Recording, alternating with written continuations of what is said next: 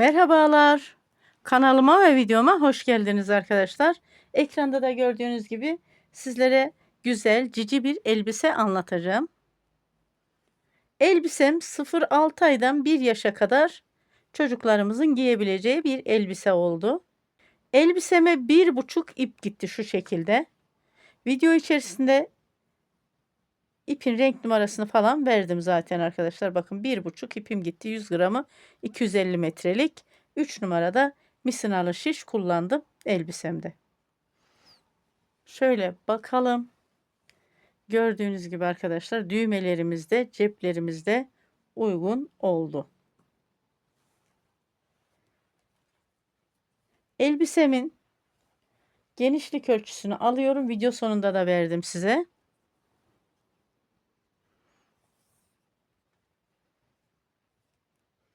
...27 santim genişlik ölçüsü.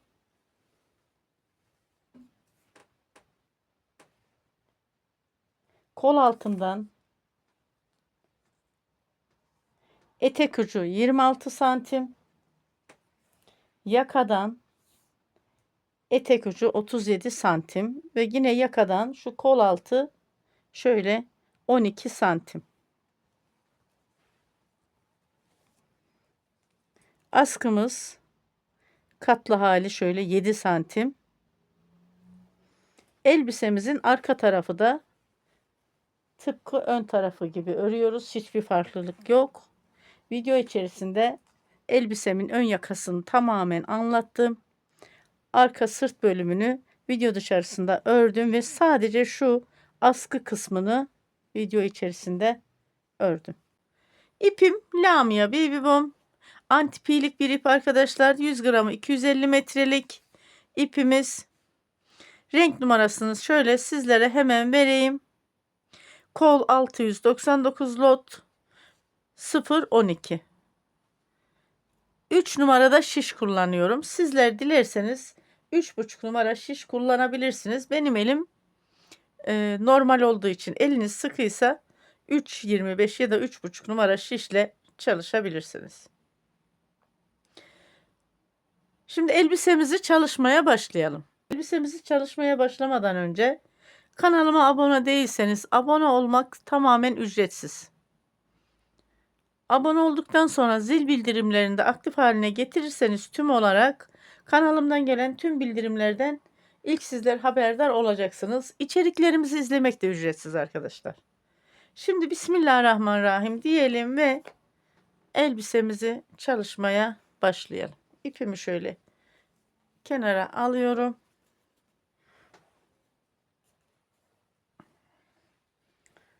Elbisemizi çalışıyoruz.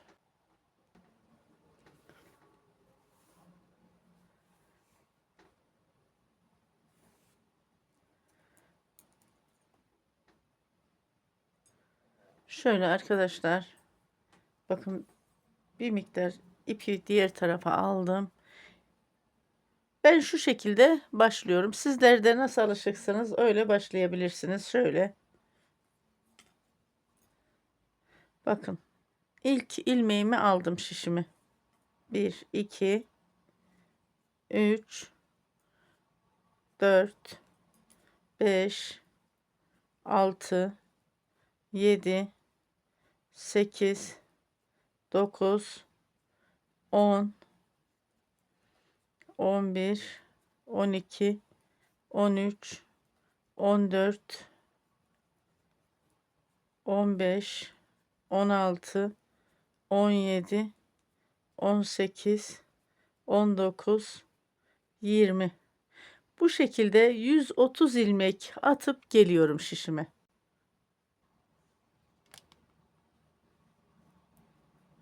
...130 ilmek attım geldim şişime. Şöyle ipimi bir sabitliyorum buraya. Örgümün arka yüzü burası. İlk sıra olduğu için baştaki ilmeğimi örüyorum. Ters olarak. Haroşa çalışacağım arkadaşlar. Bakın. Ben haroşa ilmeklerimi ters olarak çalışıyorum. Beni takip eden arkadaşlarım biliyor.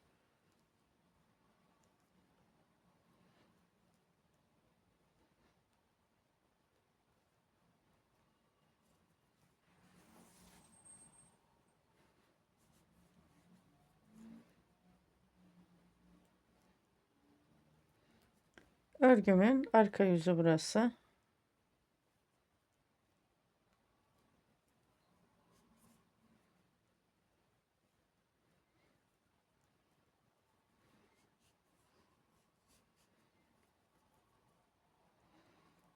Sıra sonuna kadar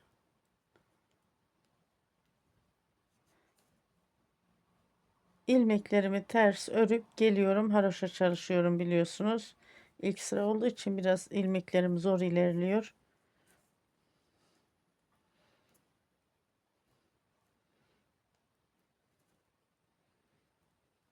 Örgümü ilerletip geliyorum sıra sonuna kadar. Örgümü ilerlettim. Sıra sonuna geldim ters ilmeklerle. Bir sırayı tamamladım örgümde. Örgümün ön yüzünü döndürüyorum.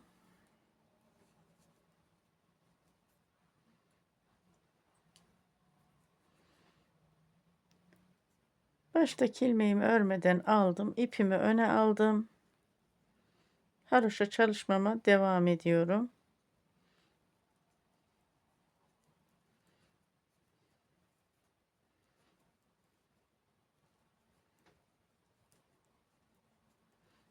Ters ilmeklerle haroşamı çalışıyorum. Tekrar ediyorum arkadaşlar.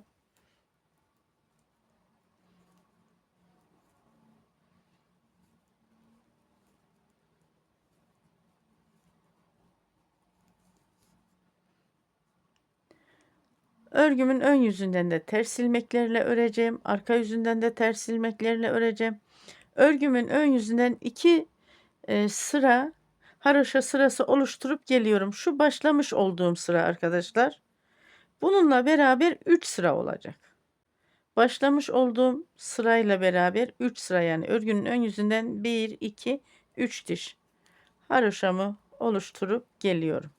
Örgümün ön yüzünden 2 diş haroşa dişi oluşturdum, geldim. Başlamış olduğum sırayla beraber 3 diş haroşa dişi oldu. Baştaki ilmeğimi örmeden aldım. Örgümün ön yüzünden düz ilmeklerle devam ediyorum.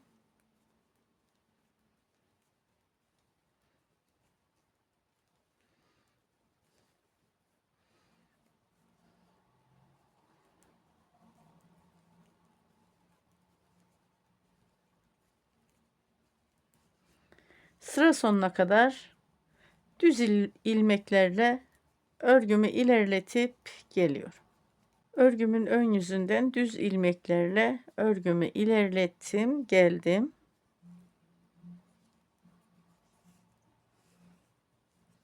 Arka yüzünü döndürüyorum.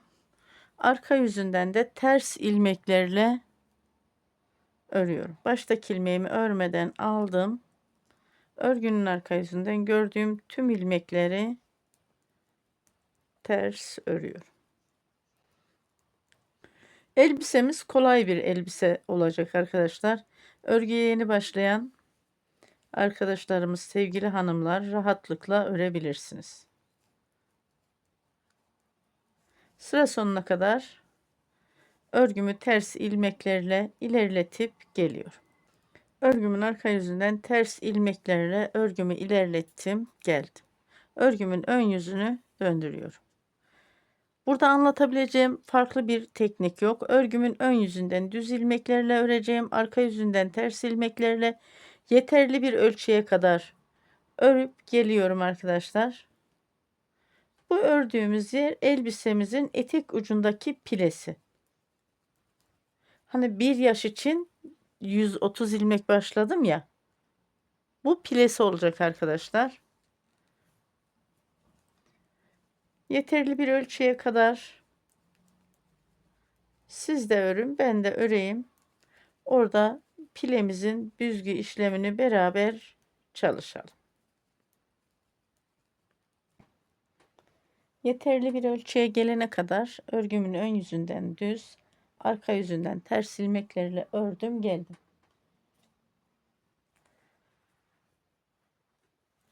Şöyle ölçüyorum. 9,5 santim. başlamış olduğum noktadan şişe kadar 9,5 santim ördüm toplamda haroşa sıramla beraber. Burası elbisemizin eteği. Eteğinde pileler oluşacak. Büzgü çalışmamız olacak. Şimdi örgümün arka yüzündeyim.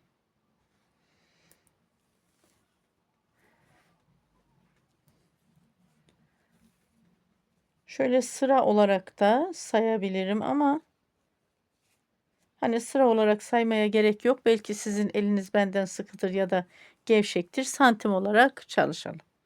Şimdi örgümün arka yüzünde baştaki ilmeğimi örmeden aldım. 2 ilmeğin içerisinden bir ilmek aldım. Tekrar 2 ilmeğin içerisinden bir ilmek. Bakın ters ilmeklerle. 2 ilmeğin içerisinden bir ilmek. Şöyle. Bakın ters ilmeklerle.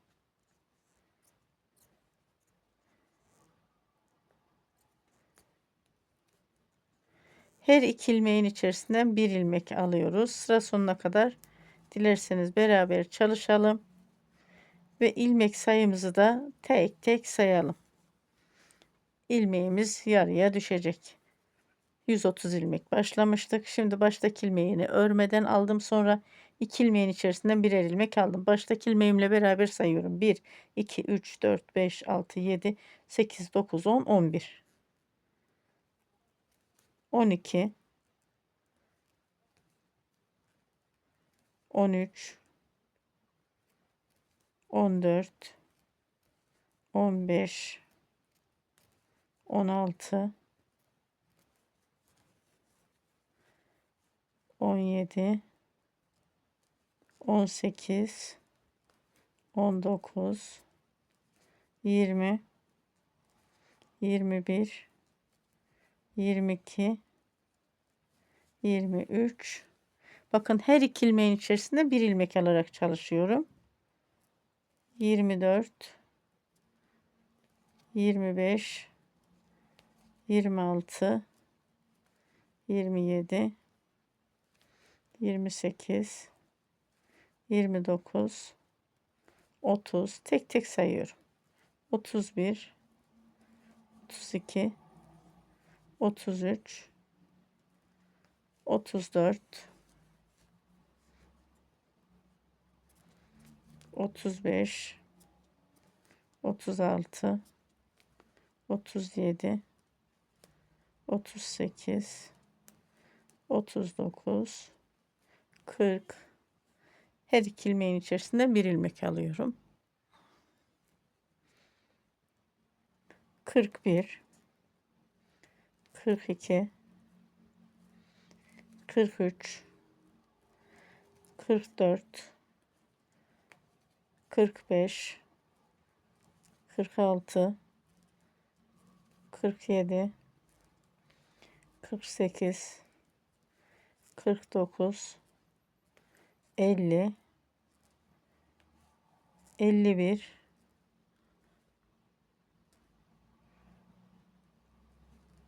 52, 53, 54, 55, 56,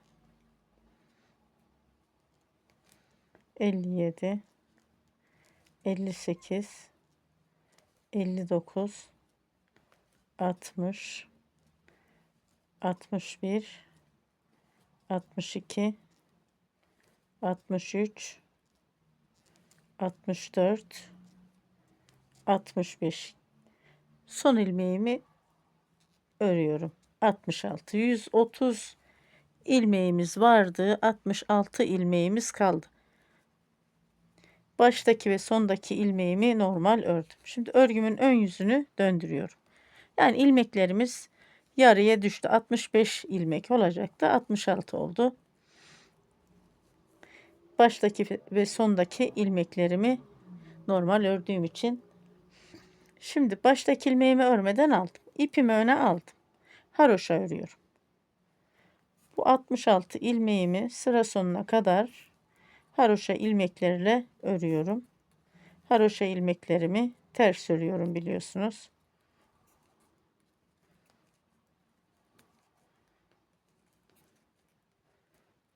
Elbisemizin etek ucundaki büzgü işlemini çalıştık. Pile oluşacak arkadaşlar. Örgüm ilerledikçe bu pileler ortaya çıkar.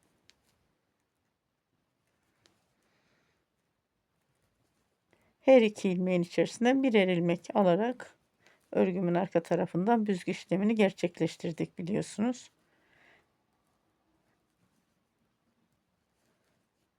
Bakın şöyle. Şimdi sıra sonuna kadar örgümü ilerletip geliyorum haroşa ilmeklerimle.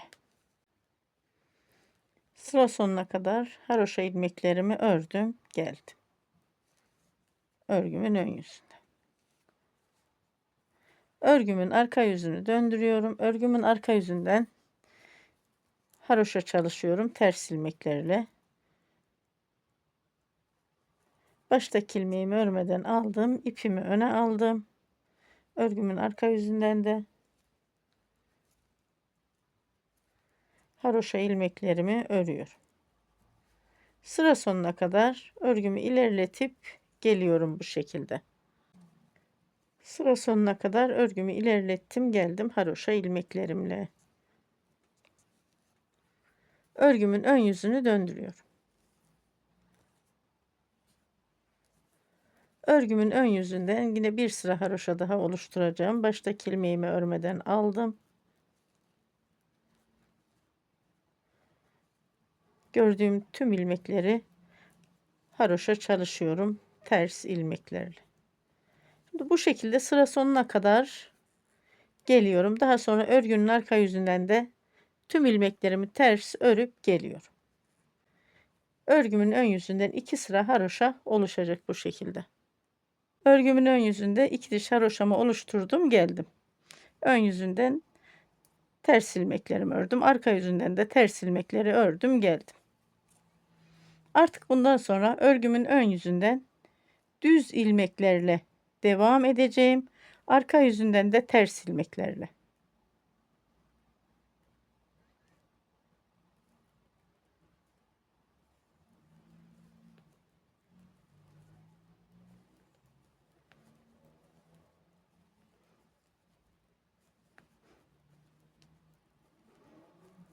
Elbisemizin şu etek ucundaki fırfır bölümünde nasıl çalıştıysak bundan sonra da o şekilde çalışacağız. Hani burada anlatabileceğim farklı bir şey yok. Ön yüzünden düz, arka yüzünden ters ilmeklerle geliyorum.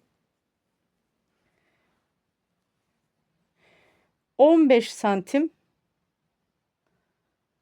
öreceğim arkadaşlar bu örgünün ön yüzünden düz örgüyü. Yalnız şu şekilde şöyle bakın 6,5 santim öreceğim. Her iki taraftan birer ilmek eksilteceğim. Daha sonra 6 santim örüp her iki taraftan birer ilmek eksilteceğim. Yani belirli aralıklarda 2 sefer eksilteceğim. Toplamda 4 ilmek eksilteceğim elbisemizde. Şimdi 15 santime tamamlayıp geliyorum. Unutmayalım. Örgünün ön yüzünden ölçüyoruz. 6,5 santim olduğu zaman bir sefer eksiltiyorum her iki kenardan. Sonra o eksiltmeden sonra 6 santim örüyorum, eksiltiyorum ve toplamda 15 santimi tamamlayıp geliyorum.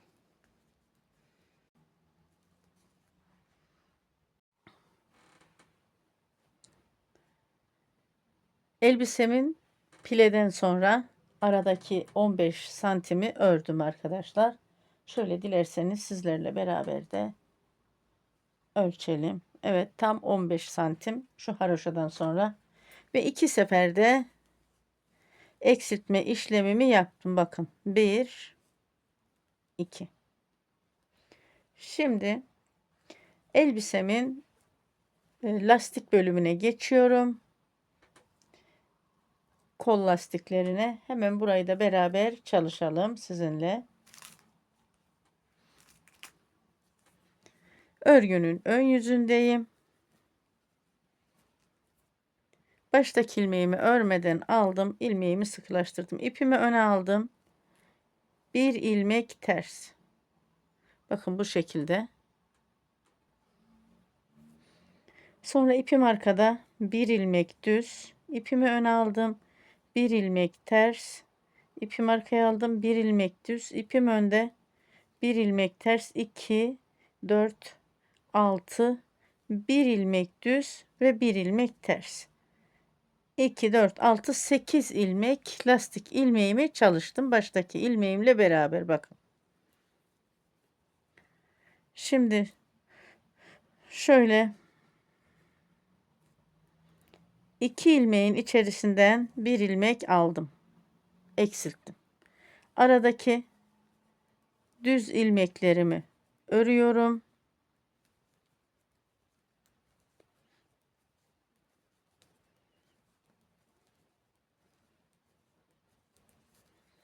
Şimdi şu diğer kenarda 10 ilmek kalana kadar aradaki düz ilmeklerimi öreyim arkadaşlar sizinle beraber.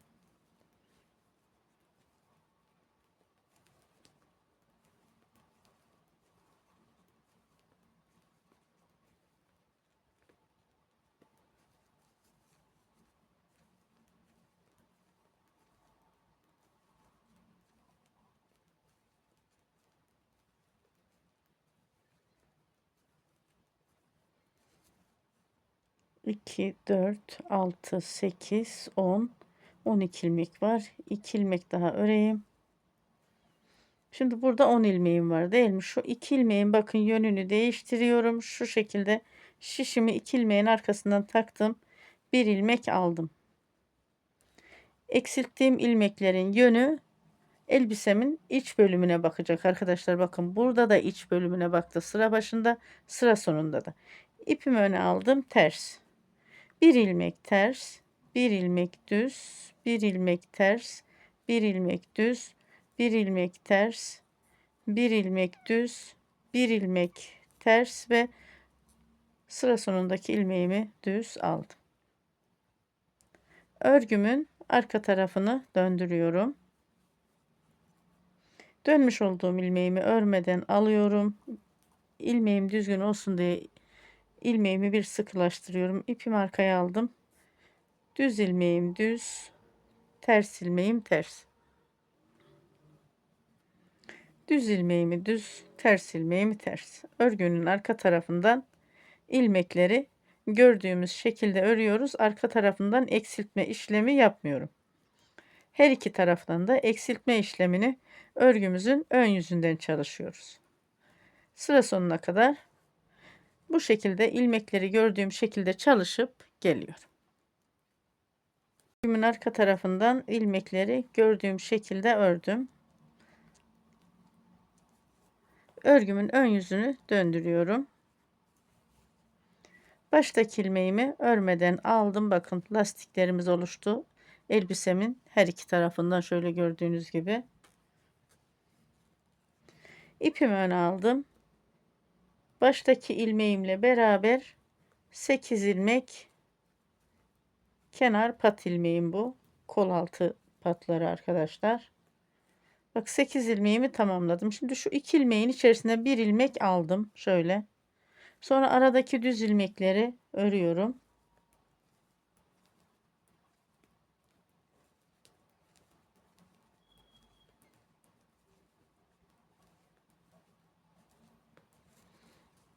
Sıra sonuna kadar beraber şu aradaki düz ilmeklerimizi örelim.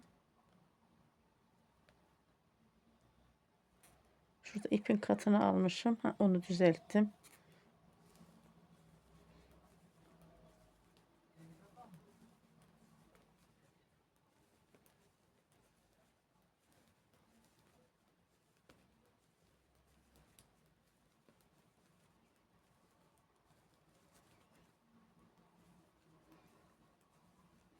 Sıra sonunda 10 ilmek kalana kadar bu şekilde ilerledim.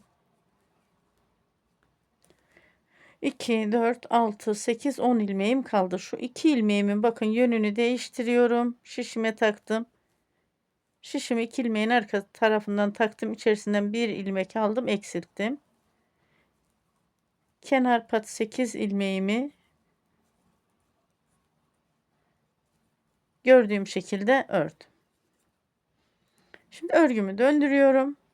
Örgümün arka yüzünden ilmekleri gördüğüm şekilde örüp geliyorum. Örgümün arka tarafından ilmekleri gördüğüm şekilde ördüm, geldim. Şimdi örgümün ön yüzündeyim. Bakın bu şekilde devam edeceğiz. Daha fazla anlatmaya gerek duymuyorum. Hemen şurayı bir anlatayım. Baştaki ilmeğimi örmeden aldım. İpimi öne aldım. Ters ilmeğimi aldım. Düz ilmeğimi aldım. Ters ilmeğimi aldım. Ve 8 ilmek kenar pat ilmeğimi çalıştım. Burada 2 ilmeğin içerisinden 1 ilmek aldım, eksilttim. Sonra aradaki düz ilmeklerimi örüyorum 10 ilmek kalana kadar. Yine burada ilmek yönü değişiyorum. 2 ilmeğin içerisinden 1 ilmek alıyorum, eksiltiyorum. Örgümün arka yüzünden hiçbir işlem yapmadan ilmekleri gördüğüm şekilde örüyorum. 30 ilmek kalana kadar toplamda bu şekilde çalışırım. Şöyle bakın arkadaşlar. İlmekleri eksilte 30 ilmek kalacak. 30 ilmek kalana kadar çalışıp geliyorum. Toplamda 30 ilmek kalana kadar ilmeklerimi eksilttim. Bakın şu şekilde arkadaşlar. Elbisemin ön kısmı burası. Şimdi hiç eksiltmeden birkaç sıra daha öreceğim.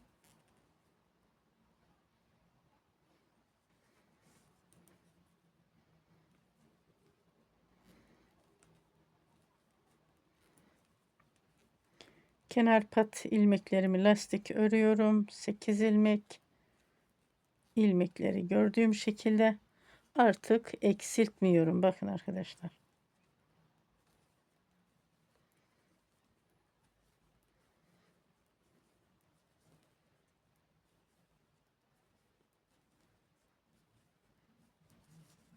Eksiltmeden birkaç sıra daha öreceğim. Dediğim gibi örgümün ön yüzünden ilmekleri gördüğüm şekilde ve arka yüzünden de ilmekleri gördüğüm şekilde öreceğim.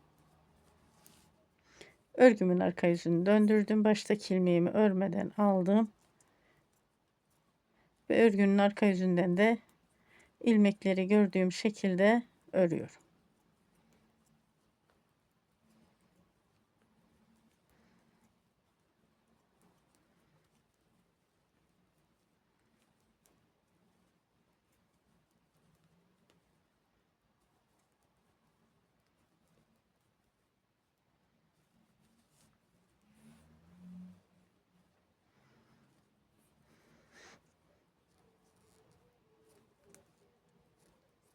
Ve örgümün ön yüzünü döndürüyorum. 1 2 3 sıra oldu. Burayı 5 sıraya tamam edeceğim. 3 bu dördüncü sıram.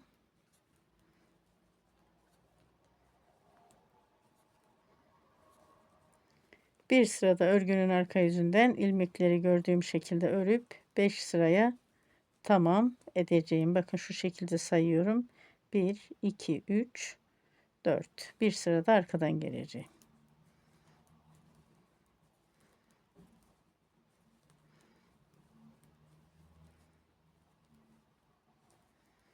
Ve örgümün arka yüzünü döndürüyorum.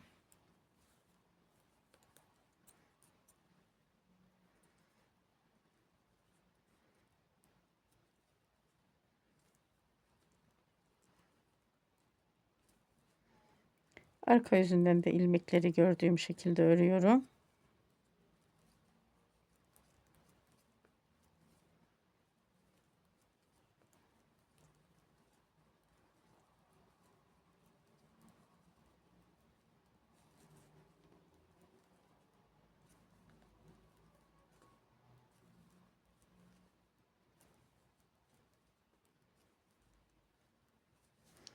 Örgümün ön yüzünü döndürüyorum.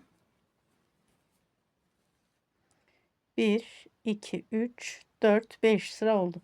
Şimdi arkadaşlar bir ters bir düz ilmek ilmekle çalışacağım. Şu ortadaki düz ilmeklerimi de 2, 4, 6, 8, 10, 12, 14, 16, 18, 20, 22, 24, 26, 28, 30 ilmek kalmıştı biliyorsunuz. Burada bir ters bir düz ilmeğim denk gelmezse bir ilmek eksiltelim. 8 ilmek kenar pat ilmeğim biliyorsunuz burası. Kol kenarları. Şimdi bakın bu ilmeğim ters. 2, 4, 6, 8 ilmeği yaptım ya. Ters ilmeğimden sonra düz. Ters, düz, ters, düz, ters, düz, ters, düz, ters, düz, ters, düz. Ha, şimdi burada 2 tane düz ilmeğim yan yana denk geldiği için şöyle bunun ikisini birden alıyorum, eksiltiyorum. 29 ilmeğe düştü. Hani çift olduğu için ilmeğimiz. Sizler haroşa çalışırsanız o bir ilmeği eksiltmeseniz de olur. Ama benim gibi bir ters bir düz çalışırsanız bu bir ilmeği eksiltiyorsunuz. Örgümün arka tarafını döndürüyorum. Örgümün arka tarafından da ilmekleri gördüğüm şekilde örüyorum. Baştaki ilmeğimi örmeden aldım.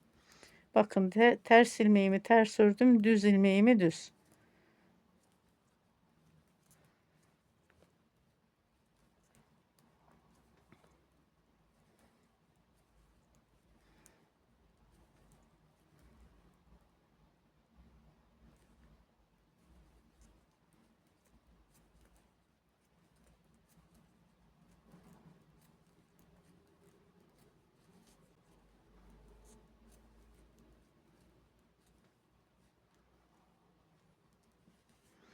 Örgümün ön yüzünü döndürüyorum. Örgümün ön yüzünden de bakın bir sıra ön yüzünden ördüm. Bir de arkadan 2 sıra lastiğim oldu. Şimdi 3. sıra lastiği çalışıyorum. Elbisemizin yaka kısmı burası.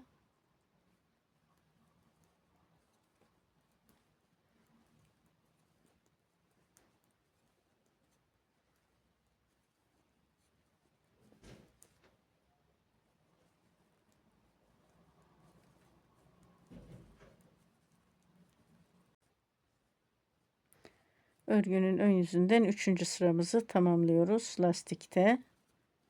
Şimdi örgünün arka yüzünü döndürüyorum. 4. sıradayım.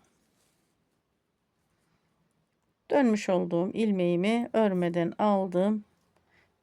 Baştaki ilmeğim bakın 1, ikinci ilmeğim düz, 3. ilmeğim ters, 4. ilmeğim düz. Burada ilik yeri açacağım. Dikey ilik yeri açıyorum. Şöyle örgümü döndürüyorum tekrar. Her iki tarafta da ilik yeri çalışacağım. Dönmüş olduğum ilmeği örüyorum. Ve 4 ilmeğimi ördüm. Şimdi örgümün arka yüzünü döndürüyorum. Baştaki ilmeğimi örmeden aldım. Yine ilmekleri gördüğüm şekilde ördüm. Bakın burada 2 sıra fazla ördüm değil mi? Burada şöyle bir ilmeğimi doluyorum. Ters ilmeğimi ters, düz ilmeğimi düz örerek diğer tarafta 4 ilmek kalana kadar örüyorum.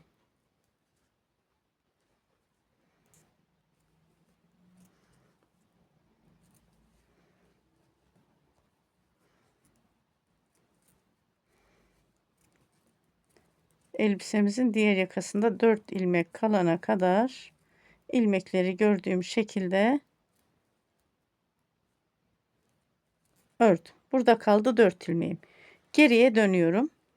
Sizler alışık olduğunuz şekilde ilik yerini açabilirsiniz. Ben dikey ilik çalışıyorum burada. Dönmüş olduğum ilmeğimi örüyorum. Ve yine ilmeklerimi gördüğüm şekilde örüyorum örgümün ön yüzünden.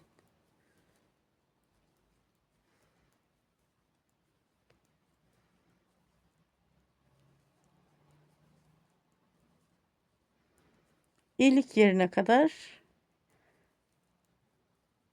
geldim.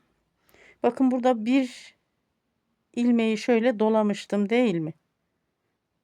Şu şekilde. Bunu böyle aldım ve dönüyorum.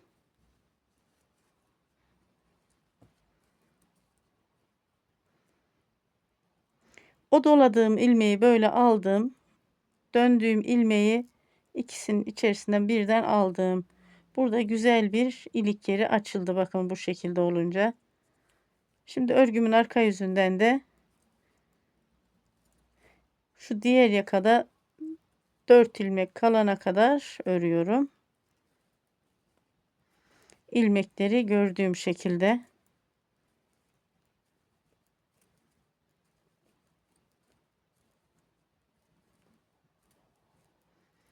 Dört ilmeğim kaldı. Bir doladım. Bu 4 ilmeğimi gördüğüm şekilde başa kadar ördüm. Ve örgümün ön yüzünü döndürüyorum. Baştaki ilmeğimi örmeden aldım ve yine de baştaki ilmeğimle beraber 4 ilmeğimi bakın örüyorum. Tekrar döndüm. Bu doladığım ilmeğim burada.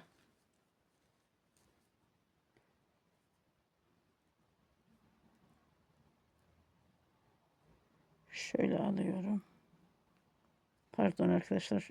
İpimi arkaya aldım. Bu şekilde bakın 4 ilmeğimi ördüm. Gördünüz mü? Dediğim gibi sizler nasıl alışıksanız o şekilde örebilirsiniz. İlik yerlerini açtık. Dikey ilik yeri açtım. Şöyle bakalım.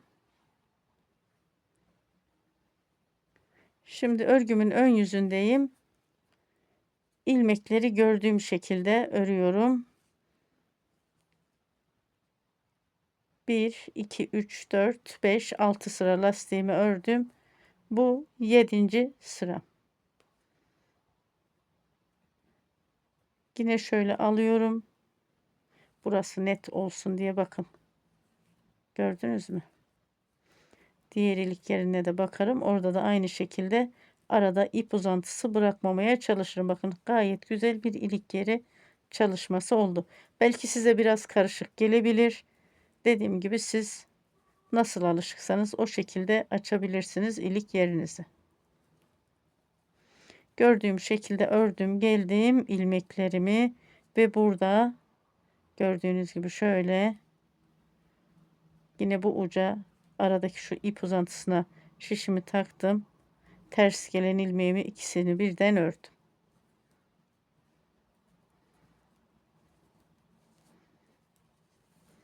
Yedi sıra lastiğimi ördüm burada. Şimdi örgümün arka yüzünden bir sıra daha örüyorum. 8 sıra lastiğimi tamam ediyorum.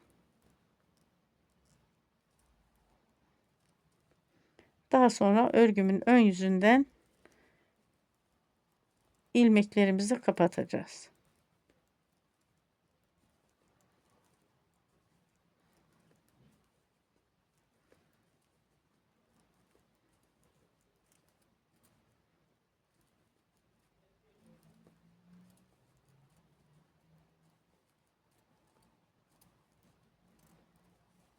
Örgümün ön yüzünü döndürüyorum.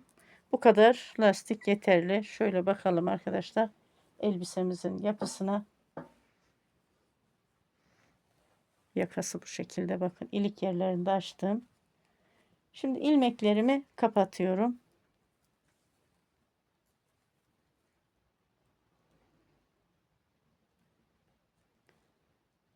Baştaki ilmeğimi bakın şöyle ipimi öne alıyorum. Baştaki ilmeğim düz, ipi öne alıyorum. İki ilmeğin içerisinde bir ilmek alıyorum ya. Ters şekilde kapatıyorum. Daha sonra düz ilmeğim geliyor. İki ilmeğin içerisinden bir aldım. Düz ilmek. İpimi öne aldım. İki ilmeğin içerisinden bir ilmek aldım. Ters olarak kapattım. Düz ilmeğimizi düz kapatıyoruz. Ters ilmeğimizi ters. Bu şekilde kapattığımız zaman örgümüzde elastiki bir görünüm oluyor arkadaşlar. Kullanması da kolay oluyor.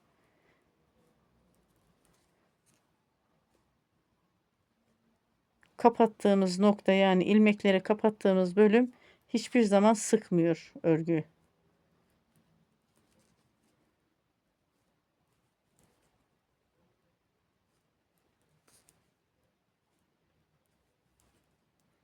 Beraber sıra sonuna kadar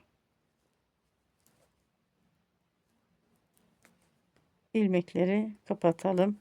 Örgümüzü nasıl ördüysek o şekilde kapatıyoruz. Ne sıkı ne de gevşek. Elimizin ayarını değiştirmeden ilmekleri kapatalım.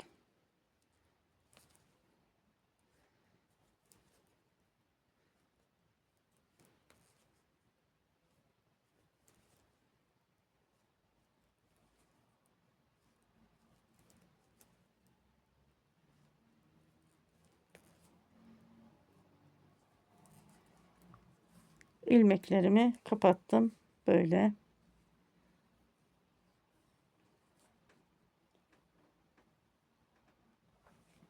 Şimdi bir tığ aldım. Bir zincir çektim. Biraz ip mesafesi bırakıp kestim. Bu ipi kaybediyoruz. Şöyle bakın arkadaşlar.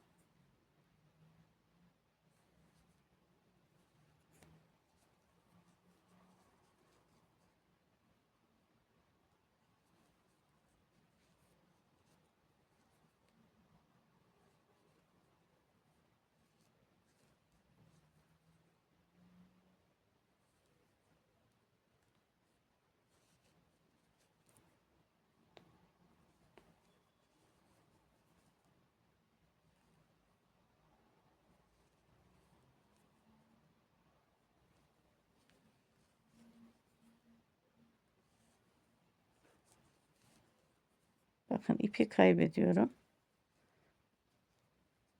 Şöyle. Şimdi burada bir sefer sabitliyorum.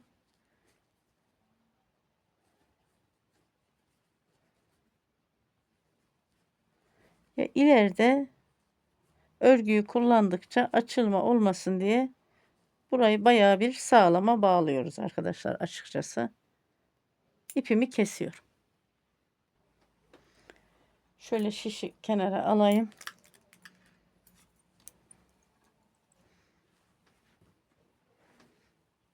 Elbisemizin ön kısmını bitirdik. Bir bakalım.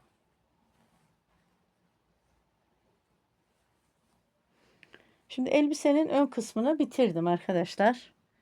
Buraya ben bir aplike uygulamak istiyorum. Şöyle gösteriyorum. Hello Kitty.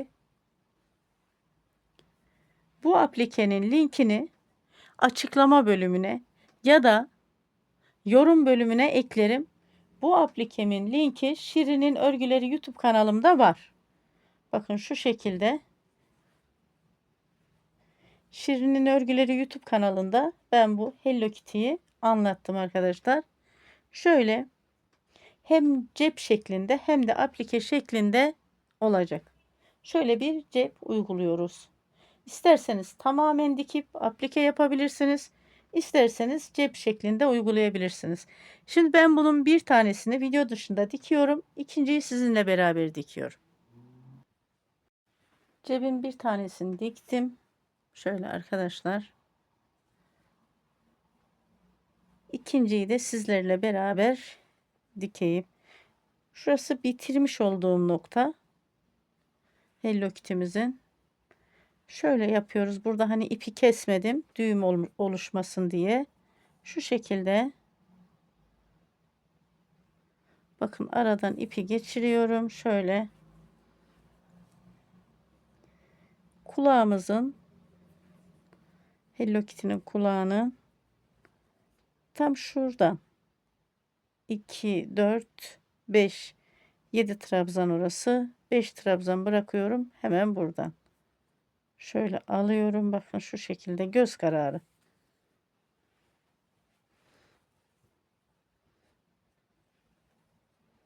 Siz farklı objelerde çalışabilirsiniz buraya.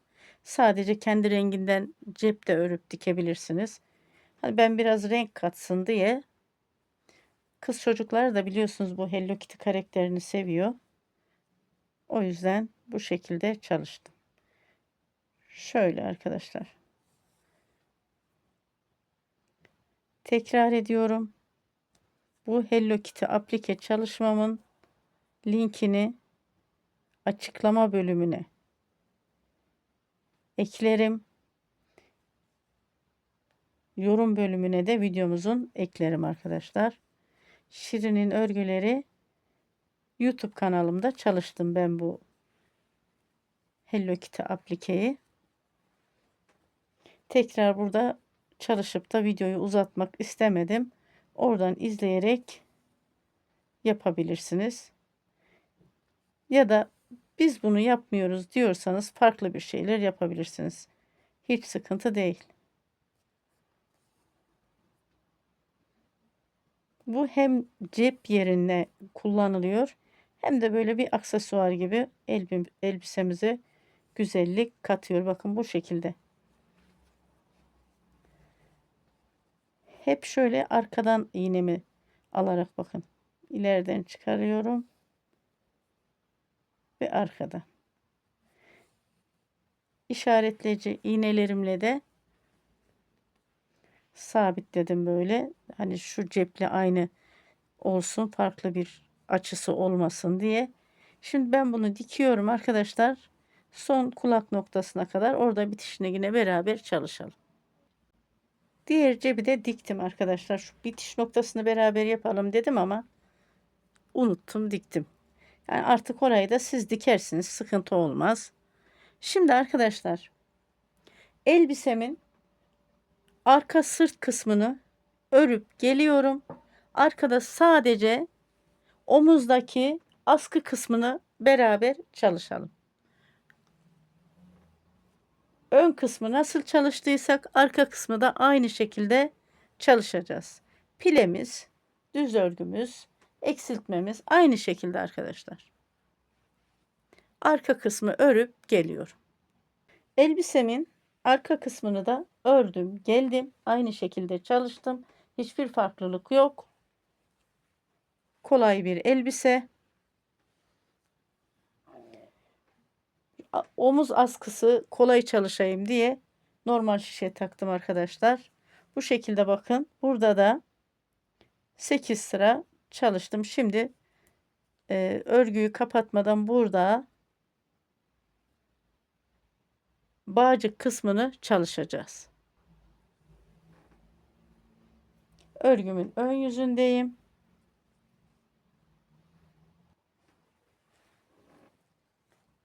Elbisemin arka sırt kısmını da çalıştım, geldim. Gördüğünüz gibi. Sadece omuz askılarını beraber çalışacağız. Elbisenin önünü nasıl çalıştıysak arkası da aynı şekilde çalışıldı. Pile kısmı, sonra haroşası, sonra düz örgüsü, kesimleri, lastiği. 8 sıra lastiğimi de çalıştım. Hani videomuz çok uzamasın arkadaşlar. Şimdi burada askıyı çalışacağım. Bakın baştaki ilmeğimi örmeden aldım. Askı kısmını da gördüğümüz şekilde 1, 2, 3, 4, 5, 6, 7, 8. Bakın 8 ilmek askı. Şöyle görüldüğü gibi. Hatta ben bunu 9 ilmek yapayım. Askımız biraz kalın dursun. Şimdi örgümün arka yüzünü döndürüyorum. Buradaki ilmeklerimi kapatmıyorum. Buraya bir ayrı aparatta takmadım. Bu şekilde çalışacağım. Dönmüş olduğum ilmeğimi örmeden alıyorum. İlmekleri gördüğüm şekilde bir ters bir düz olarak çalışıyorum. Tekrar örgümün ön yüzünü döndürüyorum. 9 ilmek lastiğimi yine çalışıyorum. Askı olacak burası.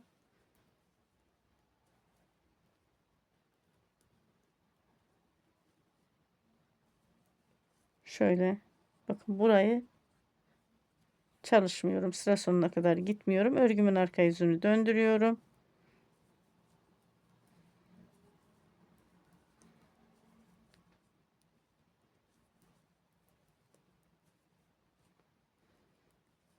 Tekrar ön yüzünü döndürüyorum örgümün.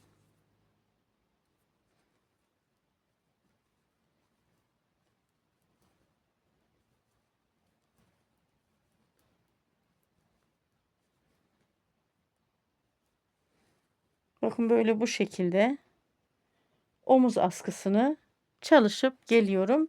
Yeterli bir ölçüye gelene kadar çalışıp geleyim. Orada sizlere ölçüsünü veririm arkadaşlar. Farklı bir çalışma yok. İlmekleri gördüğümüz şekilde örüyoruz. Yeterli bir ölçüye gelene kadar ördüm arkadaşlar askımızı. Dilerseniz şöyle hemen ölçelim. 15 santim yeterli. Şöyle ikiye katladığımız zaman bakın bu şekilde.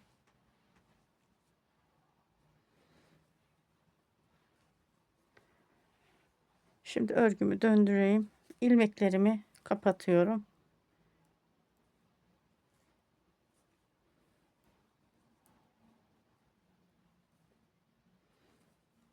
Düz ilmeğimi düz, ters ilmeğimi ters olarak kapatıyorum. İpimin katını aldım, pardon. Hemen onu düzeltiyorum.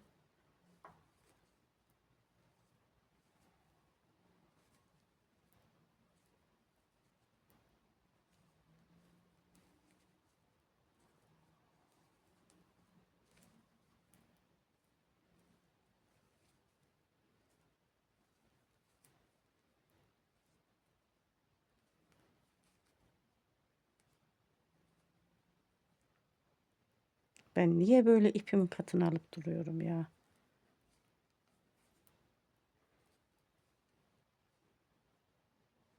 İlmeklerimi kapattım. Şöyle biraz ip mesafesi bırakarak kesiyorum. Düğme dikeceğim çünkü. Örgümün ipiyle düğmemi dikerim. Şimdi ikinci askıyı çalışacağız.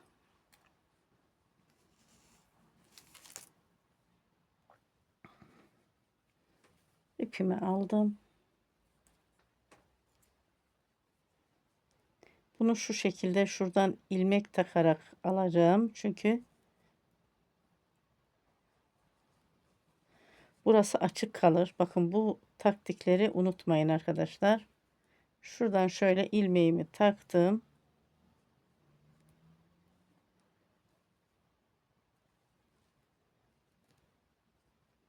Kapatıyorum ilmeklerimi. Ters ilmeğimi ters, düz ilmeğimi düz olarak.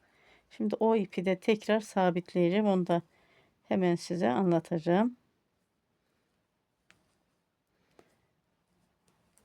Burada 9 ilmek kalana kadar ilmeklerimi kapatıyorum.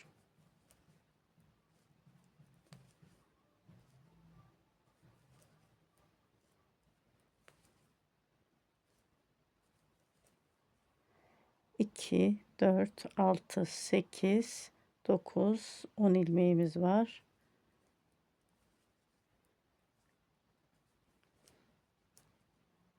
2, 4, 6, 8, 9 ilmek. 9 ilmek olana kadar ipimi kapattım. Şu sabitleme işini hemen yapalım ki burada ipi düğümlemedik ya arkadaşlar. İlmeğimiz kaymaz.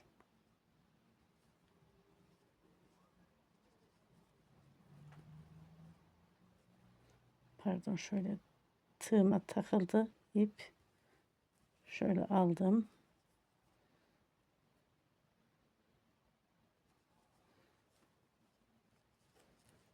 Sabitledim. Bakın gördüğünüz gibi burada bir açıklık oluşmadı.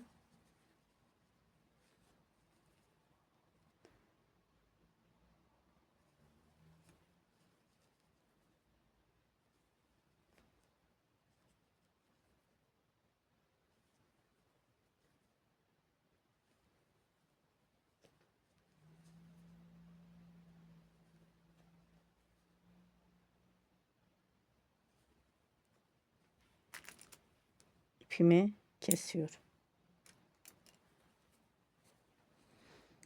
Şimdi burada videomu çok uzatmak istemiyorum.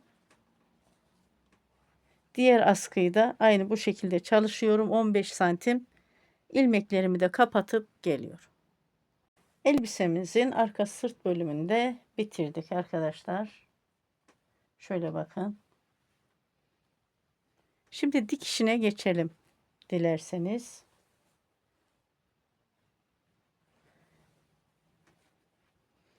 Ben bir tarafını video dışında dikeyim. İkinci tarafı beraber dikelim.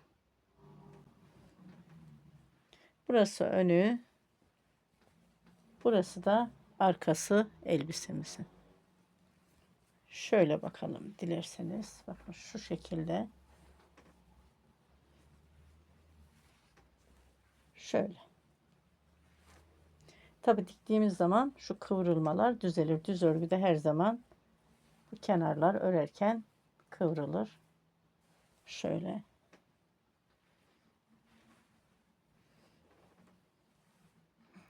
Bir tarafı biraz önce söylediğim gibi kamera dışında dikip geliyorum. İkinci tarafı da beraber dikiyoruz. Evet, bir tarafı diktim elbisemizin. Bakın arkadaşlar, gayet de güzel. Ben şu şekilde dikiyorum. Sizler de nasıl alışıksanız öyle dikebilirsiniz. Ben iki ön yüzü birbirine bakıyor.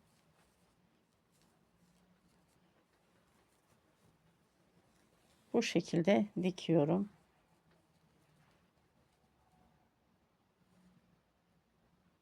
Sizler nasıl alışıksanız öyle dikebilirsiniz. Gayet de güzel oluyor o dikişim.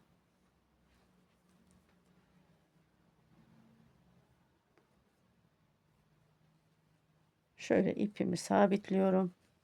Uçları da arada götürüyorum. Bakın şöyle karşılıklı gelecek şekilde ilmeklerimi dikiyorum. Kenar ilmeklerinden alıyorum. Şöyle içten derin almıyorum.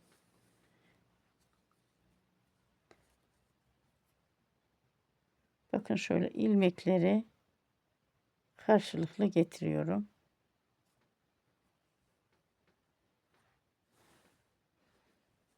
Şu uçları kaybetmek için tabii ki biraz zorlanıyorum. O uçlar kaybolduktan sonra asla zorlanmayız.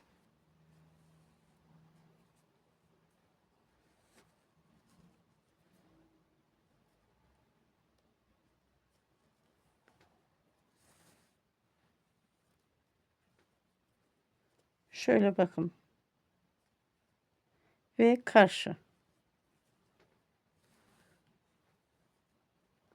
Artık yelek ve elbise örmeye kadar geldiysek tabii ki dikiş işinde örgüde biliyoruz.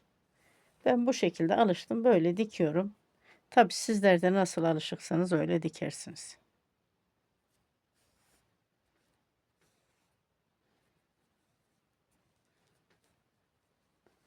Şöyle bakın, gayet güzel dikişimiz.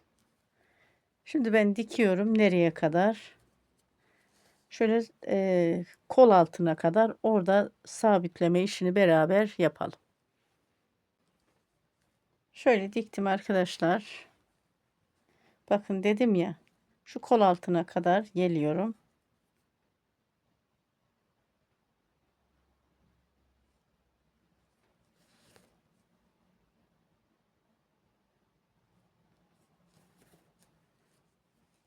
Tam karşılıklı gelecek. Kayma olmasın diye.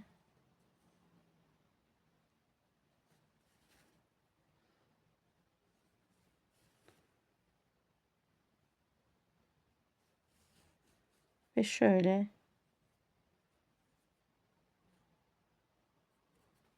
sabitliyorum.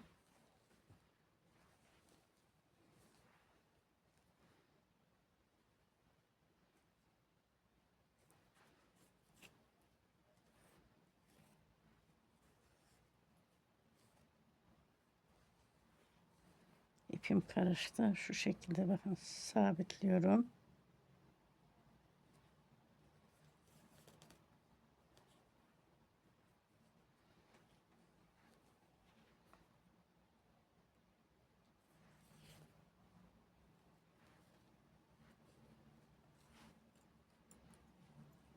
ve kestim. Şimdi örgümün ön yüzünü döndürüyorum. Düğmelerimi dikip geliyorum. Düğmelerimi diktim, geldim. Şöyle bakın, cebimizde uyumlu oldu. Düğmelerimiz de Hello Kitty'li arkadaşlar. Şimdi dilerseniz şöyle tam dikişten alıyorum. Elbisemizin genişlik ölçüsünü alalım.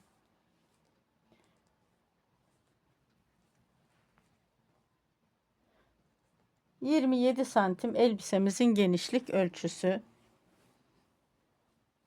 Şöyle kol altına kadar olan ölçüyü alalım. Etek ucundan 26 santim. Yakadan etek ucuna olan ölçüyü alalım. 37 santim.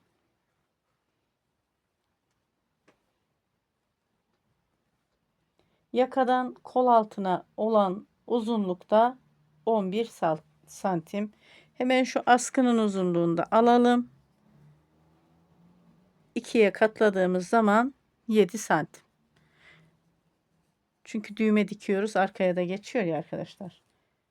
Elbisem çok güzel oldu. İp ne kadar gitti elbiseme? Hemen onu da sizlere söyleyeyim arkadaşlar. Bakın. 1,5 ip gitti elbiseme. 100 gramı 250 metrelik ipten 1,5 ip gitti. 6 aydan 1 yaşa kadar kız çocuklarımız için harika bir elbise oldu. Bir dahaki videolarımda ve bir dahaki içeriklerde buluşmak üzere diyorum. Hoşça kalın, sağlıkla kalın, Allah'a emanet olun.